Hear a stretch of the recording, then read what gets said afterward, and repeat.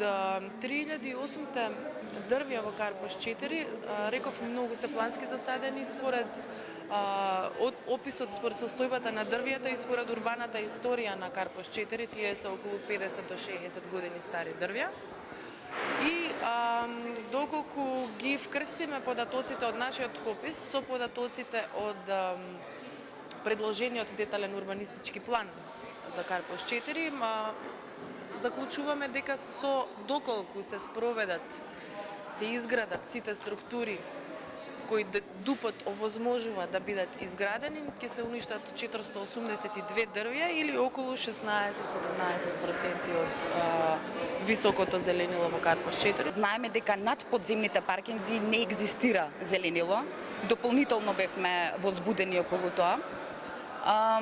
И сега малку сакам да споделам едно искуство, ако може, додека го правевме пописот на дрвјата, некои од соседите, од граѓаните кои што не познават, не се познаваме сите, не гледа со сомничевост кога ги меревме дрвјата, кога ги запишувавме, кога ги разгледувавме, се консултиравме.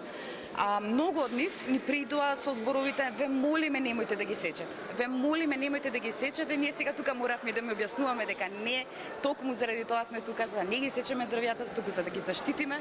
Оно што имам да забележам во овој случај што имавме апсолутна несоработка со институциите, односно имавме со општина Центар не дозволија да ги преброиме дрвјата, но ПУИ ги општина и Министерството за култура беа така упорни во игнорирањето на нашите писма.